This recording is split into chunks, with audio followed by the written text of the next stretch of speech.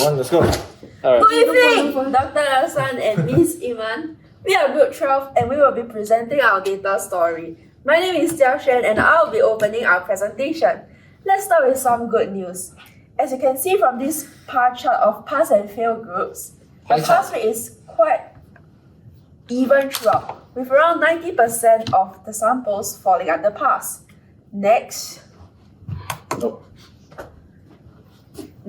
in the 100% stacked bar chart, we find that around 50% of the samples contain at least one tablet that exceeds the deviation threshold of 5 to 10%, and 53.12% of samples do contain at least one tablet that exceeds the deviation. This is not ideal, and our goal is to discover the potential factors for the deviation observed in the tablet production samples. Next, we further confirm that through a sunburst chart, where we find that if tablets pass, they are still prone to deviation, as around 43.75% of all the samples have tablets that exceed the standard deviation threshold. This is not ideal, as ideally, none of the samples should exceed the deviation threshold of 5%. Thanks, Jia Xuan. Furthermore, in this line chart of average weight against X bar, we find that there are no observable patterns from the graph here.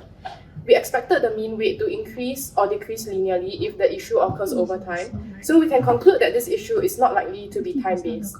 Next, we have a bit of Next, we have a bit of a surprise here in this scatter chart of individual tablet deviations by time, as we find that even for time periods where all the tablets pass, the deviations between them are still fairly high. Ideally, they should all cluster towards the 0 to 1% range, but in this case, it's quite scattered.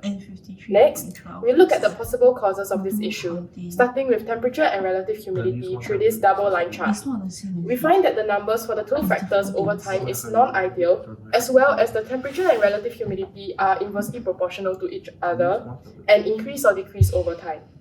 However, they are intended to be controlled factors and are not supposed to happen at all, and any fluctuation observed can be taken as an anomaly and a possible cause of deviation in tablet weight, of which we'll be looking closer into moving forward. Another possible cause comes from the information given to us, and the focus will be on the three important points: compressibility index, granule size, and Hausner ratio. These are all only barely passable and can possibly contribute to issues such as poor flowability. Alright, moving on to the interactive dashboards. These dashboards contain the graphs that we have gone through earlier to give like a visual overview and a breakdown of the issue and to find any observable patterns or relationships with each other. So the first dashboard here is filtered by the passing samples. As you can see, the temperature against humidity is still inversely proportional and appear to have no impact of the pass rate, which is something we should take note for later. We also see that the mean deviations of the tablets adheres closely to the X bar, which is expected as passing samples will likely deviate less from the X bar. Looking into the failing samples next, the temperature and humidity graph also looks the same and are still inversely proportional and doesn't show any meaningful difference, which further proves that the temperature and humidity are not an issue, not the main issue. Okay, yeah. Moving on, some insights into the pass and fail types in the previous. We gained some insights into the pass fail types in the previous dashboard, so we'll now look into the deviations, which may give us some further insights into the data. From the analysis of the sample, with no tablet deviation, we find that the temperature and humidity are also still inversely proportional with no meaningful differences from before. So we also observe from the line chart of the mean deviation that as expected, deviations follow the X bar closely as well due to its relationship with the passing tablets. Lastly, we look at the samples with one or more deviations. Again, temperature and humidity shows no difference in the relationship or effect, and so we conclude that the deviations are likely in part due to factors outside the data that we are given, such as machinery issues that can have such an irregular and non-time-based effect on the tablet deviations. So lastly, for our consolidated findings, the first one is the 90% high pass rate. The second one is the similar number of samples with at least one tablet deviation as samples with no tablet deviation, but we should at least maximize the samples with no tablet deviation. And lastly is within one sample, most tablets that pass still deviate from one another. However, most factors should remain fairly constant. The tablet weight should not deviate substantially from one another.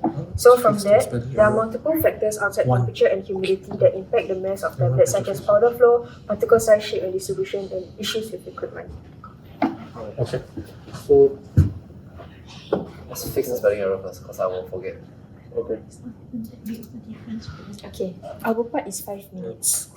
Okay, so, alright, so here we identify issue 1, which will start with the particle size and shape distribution. So the particle size distribution, from what we have found, is 600 to 1180 microns, which is considered a relatively wide range. This factor is likely to have a significant impact on the tablet weight. As larger or irregularly shaped particles, it can cause variation in content uniformity during compression. And uneven particle size can cause excessive entrapment of air, which is not what we want, because it can also affect the uniformity of dosage units. So our conclusion here is that particle size and shape distribution is a main issue, and we'll have to resolve that moving forwards. And it can be improved with the current distribution of about 600 to 1180 microns, should become a bit smaller, about 600 to 900 microns. So for issue 2, which is the powder flowability, we have determined that the compressibility index and Hausner ratio of the tablets are all barely passable, which is affected by the use of excipients and the amount of excipients that is added. And additionally, the steepness of the hopper can also result in funnel flow, which negatively affects the flowability of the powder. So, as we mentioned, the barely passable compressibility index indicates that this won't be able to flow smoothly, and with excipients like glidants, this can actually help to reduce the friction between particles, which improves flow properties. In addition, we also want to avoid funnel flow, which affects the flowability of the granules because it flows non-uniformly. So we conclude that powder flowability is a main issue, as poor powder flowability can lead to the dye being overfilled or underfilled, which can also lead to deviations in the tablet weight. So issue 2 actually flows into issue 3, because issue 3 is talking about equipment. So here we see that we have bottle size, the shallow angle of the hopper can cause a phenomenon that we mentioned a bit earlier on, known as funnel flow, which can result in the granules sticking inside the hopper instead of flowing smoothly, which is not ideal. And one more point I want to bring up as well, that there are various other techniques that can cause the same issue, one of which is punch embossing. So the granules will stick to the punch, and along with poor tablet injection, that could also cause chipping of the tablet edges, which will negatively affect the weight. And again, we brought this up in issue 2, but let's bring it up again. For the amount of excipients, mainly lubricants and binders in formula, can actually exacerbate equipment faults. They can cause chipping if it's not applied correctly or applied in enough amounts. So we just conclude that equipment issues is a main issue, because the equipment used is likely to have either damaged via chipping or exacerbated the flaws of the Hu-Gi-Oh tablets. Next. Alright, so for the temperature and humidity, earlier in the charts, we actually determined that they do not significantly affect tablet weight, as no changes were observed in the relationship between temperature and humidity, and they stayed consistently inversely proportional. Therefore, we conclude that temperature and humidity are not the main cause of tablet weight deviations, but rather they are an ancillary issue that we should consider, and it could be minimized by installing a humidity detector to detect when humidity goes beyond acceptable levels. So we had this all with our conclusion. From our analysis and the evidence from the data, we conclude that the undesirable weight deviations found in the Hu-Gi-Oh tablets are likely due to 3 main reasons.